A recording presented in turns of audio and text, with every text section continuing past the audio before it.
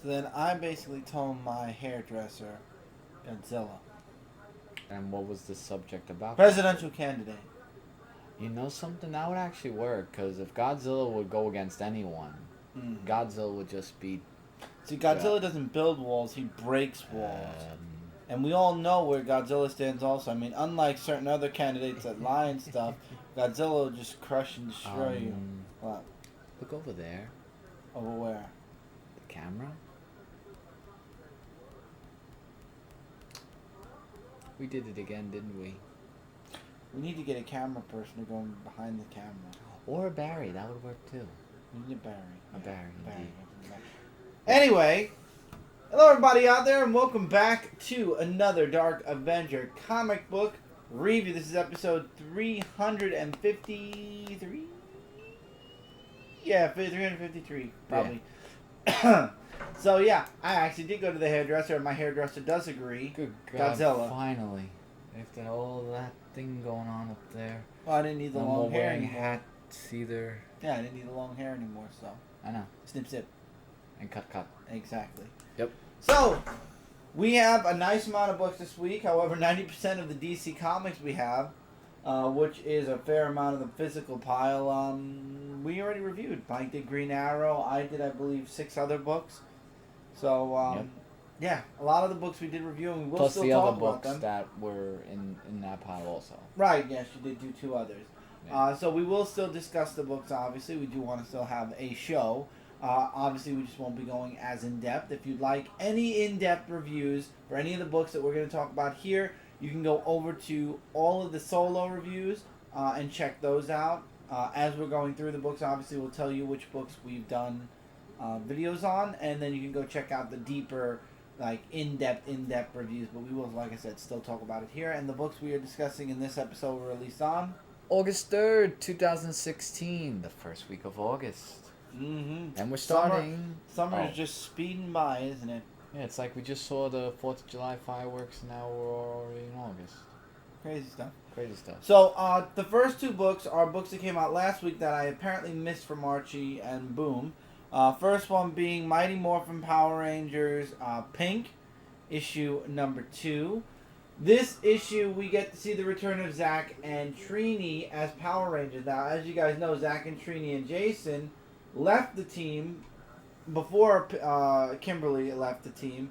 They left, and Aisha... oh, God. Why did I forget their names? Aisha came in, Adam, and Rocky came in to replace them. Thank you, it was Rocky. Yeah. But obviously they gave up their powers, which in the TV series they didn't. They went with the powers with them in case they... Anyway, I guess they lost it after a while. So thanks to Kimberly, Zach and Trini get their powers back. They have their own makeshift kind of newer costume. I like the Black Ranger's costume a bit more. It kind of had like a hoodie feel to it. And they're there to help Kimberly stop Goldar and Rita and the others. Unfortunately, the ending is they get caught. Well, that's always the case. To be continued. And obviously, Kimberly's mother is sucked into what's going on. We never saw any of their parents, really, the Rangers. I know, but now we do. That's really something. Mm-hmm. I enjoyed this issue a lot. And the other book that I missed this week was Archie. I believe it's issue 10? Mm-hmm. Yeah. Archie, issue 10. Archie's girlfriend, Veronica, takes a video of a teacher that's like deeply reprimanding. And when I say deeply, I'm talking yelling, screaming, calling basically Archie every name you can think of in the book, clean wise. And she gets upset with him, so she makes a video. She shares it with a couple of her friends, and then she goes to her dad, who's running for mayor, and her mother sees the video of the teacher, and it turns out the teacher is the person running against Veronica's dad. And the mother takes the video and exploits the teacher, and and he decides that not only has he been embarrassed to the point where he's going to concede to Veronica's dad, he's also considering leaving Riverdale. Betty gets upset because the teacher's Betty's uncle. So Betty goes to Archie and says, "Fix this. I don't care how. fix it. And Archie's like, I don't know how. And then Archie tries to fix it, fails. You want to know how he tries to fix it? Read the book. And Betty gets even more upset with him, and then she says it's all Veronica's fault. Ever since she moved here, she's changed you, so you're not the same person. He's like, why don't you like her? And she blows up and says she's evil. And she's like, I don't understand why you like her. And Archie explains why he likes her, and one of the reasons is she knows who she is, which harkens back to the lipstick incident. And it hurts Betty. So basically, Archie kind of is burying himself into a hole. Alright. Another honorable mention, but this came out this week. I'm not going to review it, obviously, but the Garfield 2016 Summer Special. If you love Garfield, you'll love this book. I love Garfield, and I love this book. Enough said. Guilty pleasure of mine. Artwork? Artwork was really good. And it was also by a good friend of ours. Colored by Lisa, yeah. Yep. Alright. This book I did read fully, and I'm going to talk about it, is Kill or Be Killed, issue number 1 now. I saw this on Image Plus, number 2, the magazine, and I've been really getting into a lot of the newer Image books that have been coming out. I tried Snot Girl, which was new. I'm trying a lot of the new number 1s that are from the independents now that a lot of the Marvel stuff, unfortunately for now, kind of fell off. And I gotta say, I like this book. Okay. We get introduced to the main character, who's a loser, basically. His life sucks. He gets depressed. He tried to kill himself once before when he was younger and failed. And it turns out his best friend, who's a girl that he's in love with, is dating his roommate. Ooh. But she's cheating on the roommate with him. At some point, she figures out that he likes him. Is this like one of those love triangle books? No, wait. It gets better. Uh-oh. So, she's cheating on her boyfriend with the main character, and he believes that she loves him until she overhears a conversation with her and her boyfriend, his roommate, where she says, I feel bad for him. So now he doesn't know if she's doing it because she really likes him or because she feels bad for him and basically just wants to do it because, she feels bad for him. So he ends up trying to commit suicide again, and he decides not to, but unfortunately it's snowing out. He slips. He was going to jump off a roof. He falls off a roof, but he survives from bouncing off of clotheslines and a few other things on the way down. He survives miraculously with only a couple of cuts and bruises. Goes back home, goes to bed, and then he gets woken up by a demon who basically saved him. That's why he didn't die. And now this guy owes the demon a favor. He says, you must take the life of somebody each and every month as kind of a payment for the demon saving him. But not just somebody, bad, evil people. Okay. So basically, this guy has to become a Punisher-esque vigilante and kill those who are evil. But only one. Or bad. It never is only one. Yeah. And actually, the book opens up with the situation where he's actually killing these bad people. And that's where he says, let's start at the beginning, and he goes back and he explains everything I just told you guys. So now he decides, at the end of the book that yes, fine, if that's what he has to do to survive, because he doesn't believe it. He thinks he's dreaming. The demon breaks his arm. He goes to the hospital. The girl goes with him. He comes home. Everything's fine for the whole month. But then by the end of the month, he gets deathly sick, like super sick, to the point where he ends up trying to go to the emergency room. And he ends up getting beaten up by these homeless guys. And he's like, you know what? Fine. I give in. It's only one life, and it's bad people anyway, right? So that's where the book kind of ends, with him kind of giving in to what the demon wanted, because he keeps seeing the demon at the corner of his eye and the reflections in the window and stuff. So he finally just says, you know what, fine. If this is how it's going to be, we're going to do this then. And he concedes. So the next issue will obviously show him coming into his alter ego vigilante persona. That's really an interesting book. I really liked it. Paper Girls, and this is issue number 8.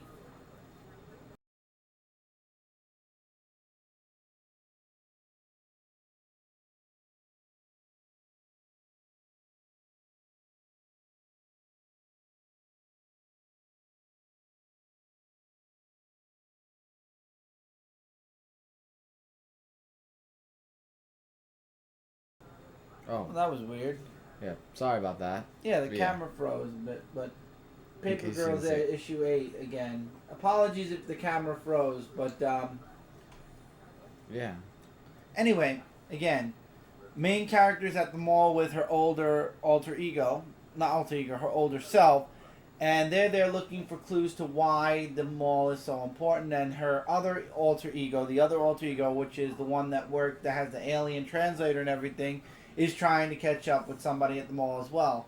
We find out that the alter ego one, the one that's the alien, meets up with the girl who is in the future going to have leukemia and her friend, and tells them that they need to get away, that she has to protect them. And the other two find a hockey stick. A hockey stick? And on that stick, it says, "Don't trust the other Aaron." So wait, a hockey stick that comes up with a message? Like, what does he use it for? I guess it was KJ's. Wow. So, older Aaron and younger Aaron find this stick, and the others are going with the alien Aaron. So there's 3 Aarons, by the way. Alien, so which Aaron do you know? Alien, older, and the one that we got introduced to in the very beginning of the book. Okay. And then we have alien, like monsters fighting each other. And I love how alien Aaron tells the driver, "That's fine. You're going to be brutally. This memory will be brutally erased from your brain anyway. So just enjoy the night while you can, because they're gonna come and they're gonna forcibly remove this memory from you anyway."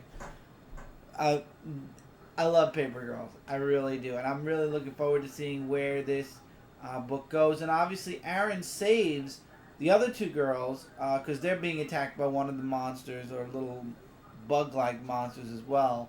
And alien Aaron takes them away. So now it's going to be interesting if there's 3 Aarons, remember. If the younger Aaron with her older self thinks that it's the older self she's not supposed to trust and not the alien self. Like, she has no clue about the alien self yet, so who knows. But I'm interested in seeing where this goes. Alright. Next books, I guess, will be yours. Mine, yes. So let's start off with Zenescope's Satan's Hollow, issue number 5 of 6. We have one more issue left until we conclude Satan's Hollow.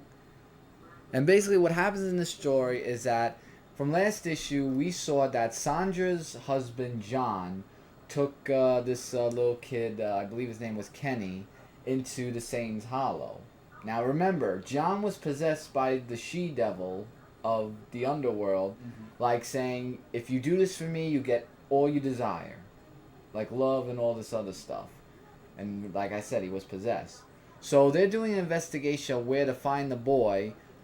Jacob joins the adventure with Sandra and the deputy Derek that go into the Satan's Hollow.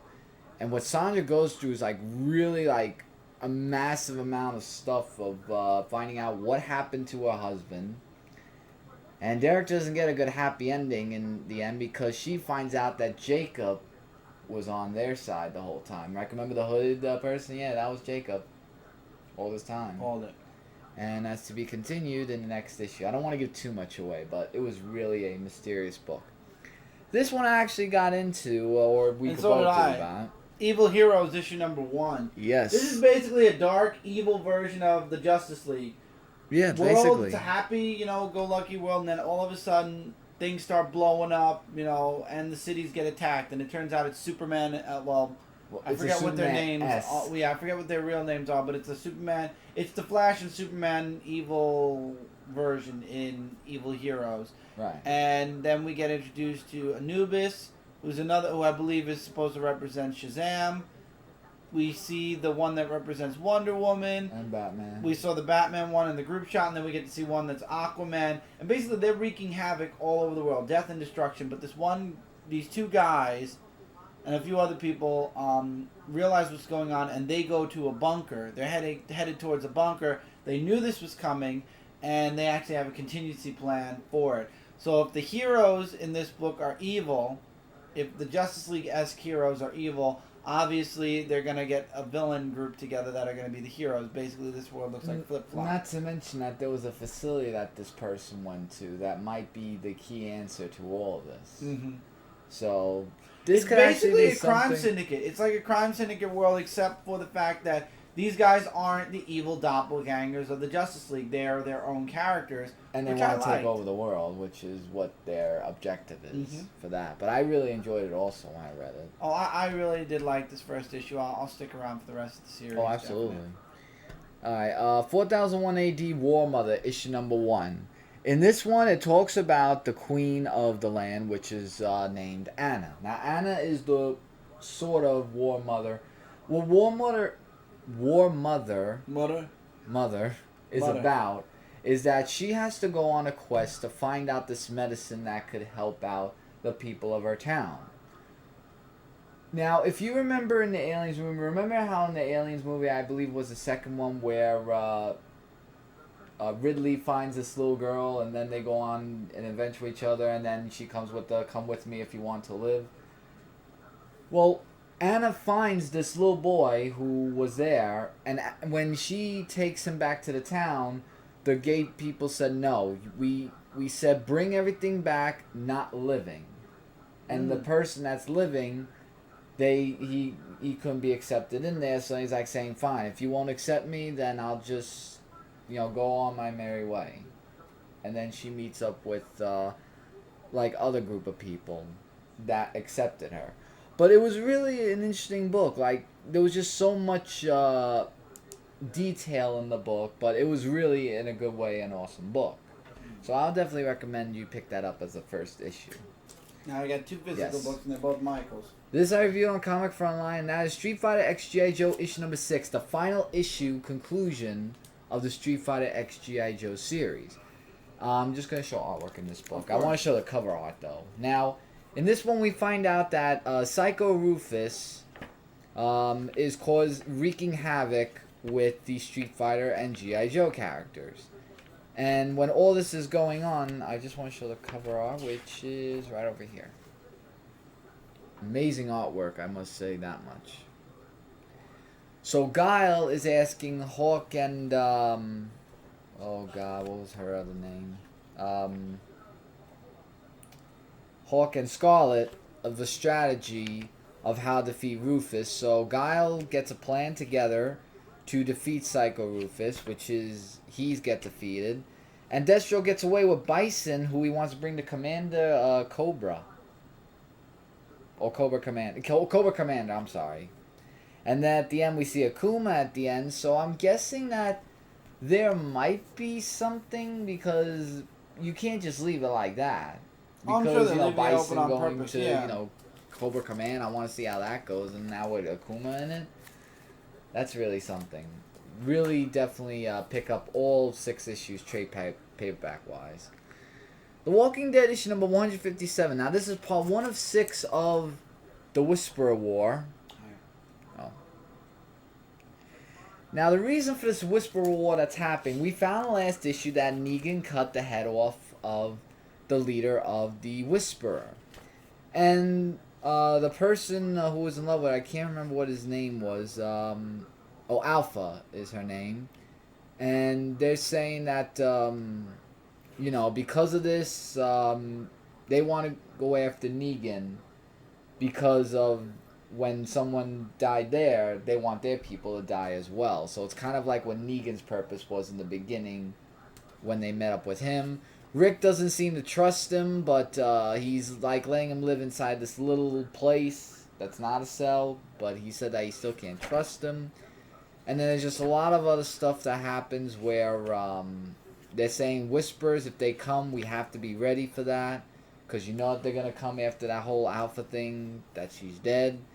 And as the issue continues, there's like this big zombie infestation that's going on. And Rick's just saying we're safe, that there's no need to worry. But in all essence, there is something to worry, because the Whisperers will find Negan and the group, and who knows what's going to happen next. But that's to be continued for that. I think you have all the digital Marvel books this week. I didn't have any Marvel. Yeah, you didn't give me a break this week, but I'm fine. I didn't have any Marvel this week. I'm only joking. DeadPool issue number 16. This is Civil War 2 tie. Now, I don't know what is it with me and reading DeadPool. There are some issues that are good, and then there are some issues that are not good. But shockingly, this was an okay issue. lean towards the good side. But see, in the last issue, I thought DeadPool killed his team in that vault. And I guess I was wrong because he didn't kill them.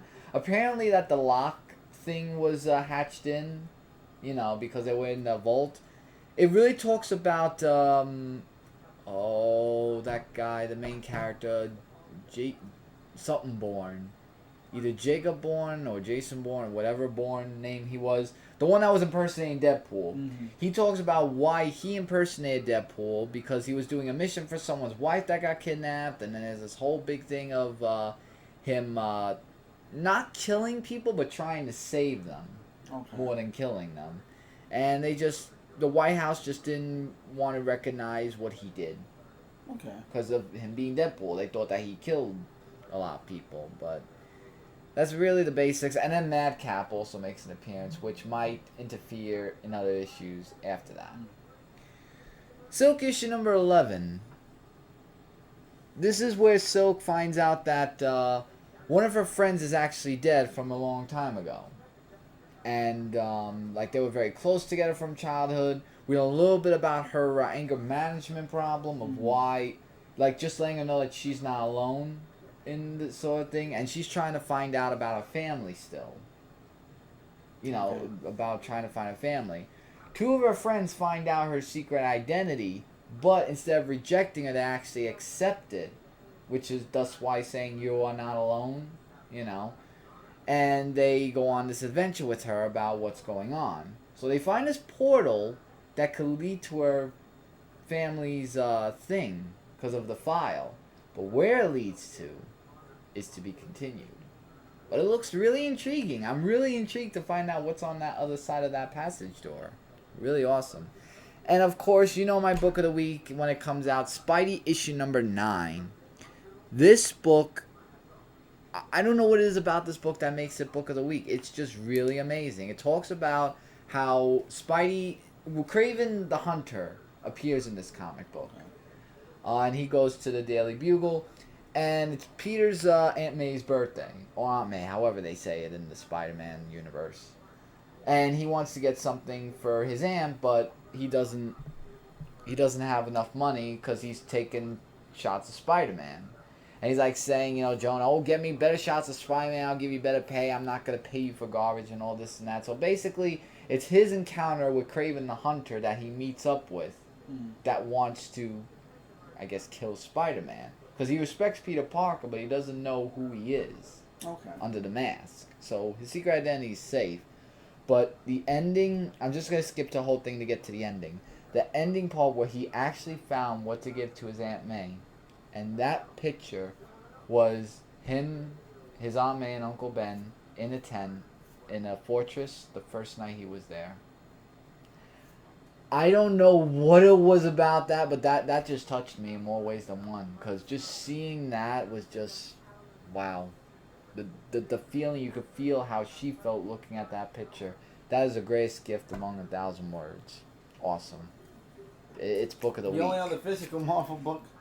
Yes, and I reviewed this on Comic Frontline. The Punisher issue number 4. The Punisher's on... Okay. The Punisher's on the run of Face, who is trying to chase him down because of, they have scores to settle with. This is an adult book, I will say that much. So I guess I'll just show this picture right here. Now, artwork is drawn great as always.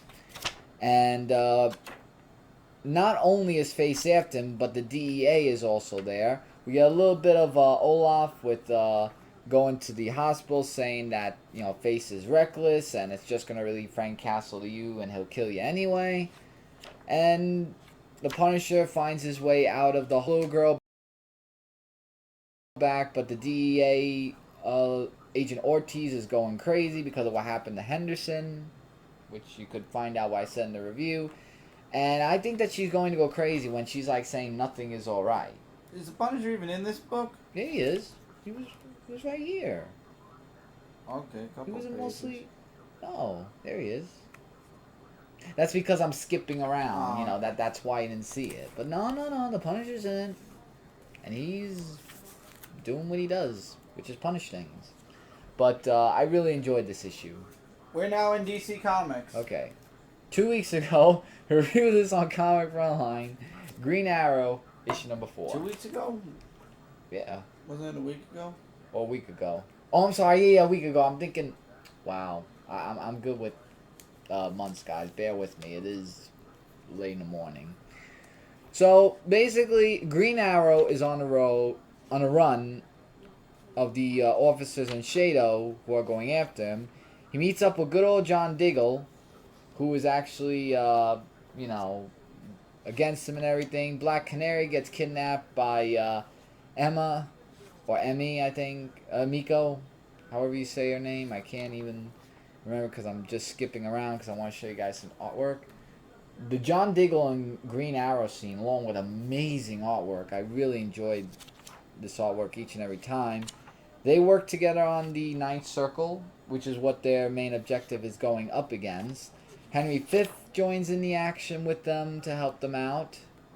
And they find out that Black Canary got kidnapped, so this means that Green Arrow and John Diggle are going to go after the Ninth Circle organization and hopefully save Black Canary before it's too late. To be continued in the next issue. Alright, now the next couple of books I've already reviewed on Frontline. First one being Aquaman. I'm not too keen on this first story arc, but again, I feel like it's very set up.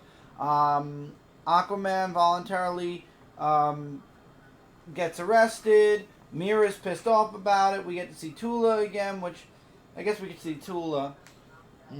And Tula sends Captain Merc to assess what happened with the ship. If it really was attacked by Atlanteans, we find out that it's a snow job. We get to hear more about Nemo, because we're obviously getting to see more of Black Manta. No, there's this organization called Nemo. Okay. And they want Black Manta. The reason Nemo wants Black Manta is because there's only two things standing in the way of Nemo. That's Atlantis and Aquaman, because they want to rule the world by, sea. Mira breaks Aquaman out of jail after some long stuff that goes on. Go watch the in-depth review if you want to hear more.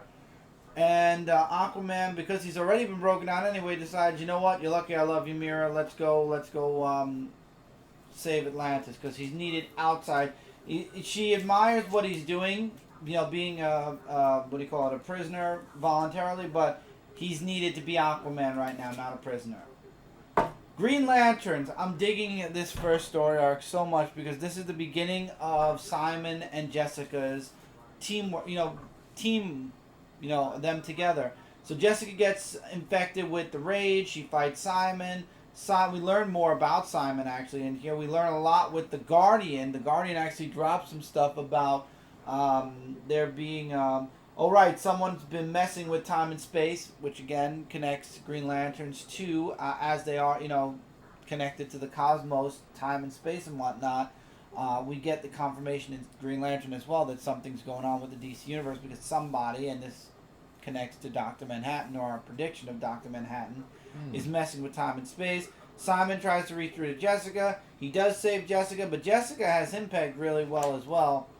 And even though she's bashing on him, he basically tells her, he believes in her. He thinks that she had, her and him can definitely, they'll be a good team together, that she'll get better, and, they belong as a team. And then they encounter the Red Lanterns, to be continued. Good stuff. I really enjoyed this book as well. Nightwing, issue number 2. I reviewed this as well, and again, we get more on Raptor, which I think there's a lot more than meets the eye, and I'm really, really invested in Raptor right now. I want to get through this first story arc just to get away from the Parliament of Owls. Nightwing and Raptor go on their first mission, which is people laundering, but the people, instead of saving them, they take the people for the Parliament of Owls. Nightwing doesn't like that. Raptor drops a bomb that he knows something on the Parliament that they're petrified about. We get to see Barbara in here a bit, and Dick actually stands Barbara up because he's chasing this lead with Raptor now. Great story. Again, I'll just be happy when the first arc is over and we can get Dick away from being another, he went from being a double agent with Spiral, now he's a double agent as Nightwing with the Parliament of Owls. I'm hoping we can get past this and get into some Nightwing being Nightwing stuff again. I don't care if we could keep Raptor around, but I would like the Parliament of Owls to kind of to move away from them for a bit. Batman issue 4, another book I reviewed for Frontline. Gotham and Gotham Girl have been infected or have been hit by Psycho Pirate. Gotham Girl is saved by Batman, but Gotham is still out there, and he killed a couple of soldiers. He kind of is starting to lose his mind a little bit. Gotham Girl is petrified, and this is all because of Psycho Pirate. Batman tries to reach out to Gotham, it doesn't work. He finds out, he makes a connection with Gotham back to Task Force X, and that of course leads him to the first confrontation with Amanda Waller, which I really like a lot. She claims she did it to try to save Gotham, and it failed because Doctor Strange, and Doctor Strange ended up turning on them and using Psycho Pirate for his own personal needs. Batman tries to convince Gotham that he's being influenced by Psycho Pirate. It turns out that something very bad happens to Gotham's parents in this issue. If you'd like to know what, check out the full review on that. But it basically pushes Gotham, so to speak, over the edge. To be continued. Really enjoying Batman. Justice League, which I reviewed for Frontline as well. Again, I really like this issue. We get the plot moving forward finally. There's this earthquake. We knew this from the first issue. We open up with the news article or news piece, which I hope this is not going to be a Brian Hitch kind of every single issue thing, which I hear it probably will be. But anyway, Justice League ends up saving the world. Flash and Simon Baz, Green Lantern, end up getting touched by the kindred, the people who are possessed by the kindred. So I have a feeling that they're going to have some type of a connection now to the kindred at some point, or they're going to be possessed at some point. Really like the artwork in this book. I want to point that out. I like the artwork in all of these books. Nightwing could be a little better, but it's not bad either. So Cyborg calls all the Justice League back to the satellite. Aquaman ends up next to all these what are these crystal dolls of the Zodiacs or the, I would guess the Zodiacs, or I forgot what they were, like the celestial kind of the stars ones, like Sagittarius and stuff like that. Oh, you mean the horoscopes? Yeah, something like that. And they're surrounding him, so he takes them. It turns out they find out about the kindred, but just in time for another alien invasion. So we've got things underground causing earthquakes. We've got the kindred, and we've got these aliens. And somehow they're all related, and Batman knows, it's time for the Justice League. Something crazy is going on with Atlantis. I would say check this book out to find out what that is. And Batman reaches out to Superman because they need him for a specific reason. What's that reason? Go check out my solo review and you will find out what that reason is. But I'm digging Justice League. I think we all are kind of reeling from the fact that Jeff Johns isn't doing Justice League anymore. But I really do think this has a lot of potential. For a first story arc, I'm letting this, this has to go the way it's going. But I think that it's going to get a lot better as the book progresses. And this is the last book I reviewed for Frontline and my favorite for the week, and that is Superman issue number 4. Superman versus the Eradicator. John makes the decision that he is going to embrace his powers and become a hero like his father, which was awesome. They rip open the Eradicator, all the souls. So wait, is he known as Superboy or just Superman? I guess so. Jr.? But the Eradicator rips open. And all the Kryptonian souls kind of come out. We get to see a character we haven't seen in forever. And I swear, DC's writing Superman for me now, I feel like, in a way. But Bibbo. Bibbo is back, everybody. Remember I mentioned that we haven't seen Bibbo yet? Well, they brought Bibbo back.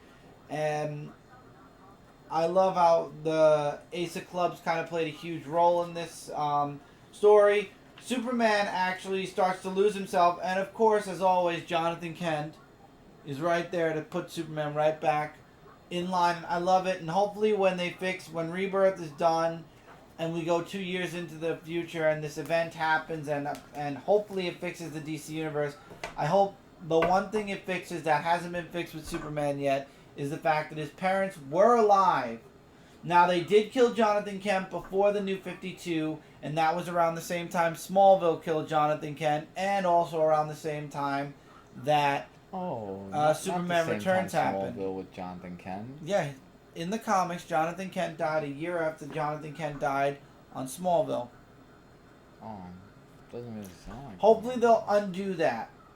Hopefully Jonathan Kent and Martha Kent can be alive. I would like for both of them to be alive in the Superman universe again. They played a huge role in keeping Superman human.